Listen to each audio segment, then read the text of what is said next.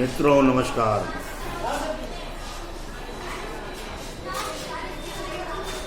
वर्तमान समय में प्रतिस्पर्धात्मक युग में हर व्यक्ति की अपने आप में होड़ लगी हुई है। लोग अशांत हैं, परेशान हैं। सहज चिंतन का अभाव होता जा रहा है। लोग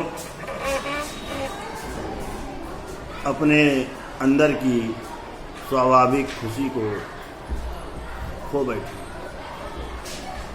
भारतवर्ष के परिप्रेक्ष्य में भारतवर्ष महान, भारत माता की जय के नारे हैं। भारत माता की जय। विचारणीय प्रश्न यह है कि हम लोग भारतवर्ष के लोग अपने को सुपीरियर, महान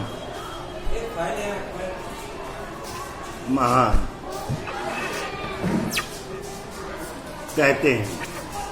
क्यों? इस परिप्रेक्ष्य में यह महत्वपूर्ण हो जाता है कि ये विचार किया जाए कि भारतवर्ष की महानता वास्तव में है तो क्यों है। हकीकत में भारतवर्ष में धर्म, अध्यात्म, दर्शन पर सदियों से, शताब्दियों से विचार किया गया और ये पाया गया कि यह संसार अनित्य है। अनित्य शाश्वत क्या है? जो प्रकट आंखों से दिखाई पड़ता है, जो भौतिक है, वो सब नाशवान है, वो नष्ट हो जाएगा। जो दिखाई नहीं पड़ता, जो अभौतिक है, वो ब्रह्म है, वो सत्य है, वो ईश्वर है। इसकी खोज में भारतवर्ष की पीढ़ी दर पीढ़ी कार्य हुआ। भारतवर्ष की पीढ़ी दर पीढ़ियों ने कार्य किया और सत्य को जाना। इसी क्रम में आदि गुरु शंकराचार्य जी वर्तमान में परिप्रेक्ष्य में जिनके चिंतन, जिनके कृतित्व के आधार पर हिंदू सनातन धर्म का आधार है, उन्होंने शंकराचार्य वेदव्यास जी की सभी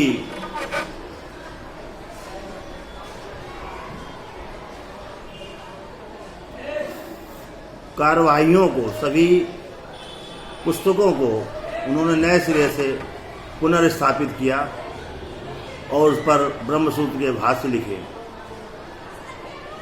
शंकराचार्य जी ने कहा, एको ब्रह्म द्वितीयो नास्ति, ओम अहम ब्रह्मास्मि। समाज ने उनके विचारों को भी आत्मसात किया और भारतवर्ष की भारतीय संस्कृति फली फूली। लोगों ने उस सत्य को भी अपने अंतर्मन से महसूस किया। देश काल परिस्थितियां बदलती रहीं। ये बात तो यक्ष प्रश्न की तरह खड़ी ही है कि हर व्यक्ति अपना स्वयं का परिचय जानना चाहता है। वो अपने वजूद, अपनी आइडेंटिटी से उलझता है, जानना चाहता है। फिर उसी क्रम में वो अपनी बुद्धि की कुछ धारणाओं को विकसित कर लेता है। फिर उसी के आधार पर जो जीवन भगवान की तरफ से, ईश्वर की तरफ से जीने को मिला, उसमें अपनी कुंठाओं को साथ लेकर जीने की प्रवृत्ति विकसित कर लेता है। सत्य ये है कि जो धारणाएं हैं वो भी नश्वर हैं, वो भी सत्य कहाँ रही, वो भी तो असत्य है। तो मानव सत्य की खोज में पैदा होता है, अपने जीवन काल में वो कुछ तथ्यों को पाता है, कुछ धारणाएं विकसित करता है, फिर उसी के साथ उसका इस जन्म से उस जन्म की ओर, लोक से परलोक, परलोक से फिर इलोक, इलोक से फिर परलोक यात्रा करता रहता है। किसी भी जन्म में आपके श्रेष्ठ कर्मों के प्रतिफल के रूप में यदि योग्य जन मिले, गुरु की कृपा हो,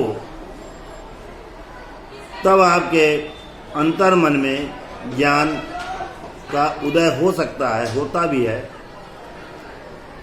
और ये बात स्पष्ट है कि ज्ञान पुस्तकों से नहीं होता, ज्ञान अनुभूति का विषय है। जिनके पास है उनके पास है, और जिनके पास नहीं है तो फिर उनके लिए उनको प्रयास करना पड़ेगा, तब जाके ज्ञान की अनुभूति हो सकती है, होती है।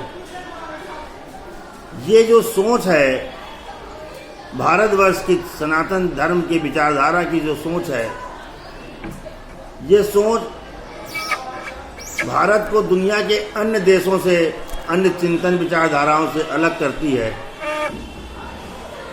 और बहुत से पश्चिम के लोग, विद्वान लोग इससे प्रभावित होकर आए, उन्होंने जानने की कोशिश करी, और कहीं ना कहीं किन्हीं न किन्हीं अर्थों में उन्होंने उसको जाना और समझा।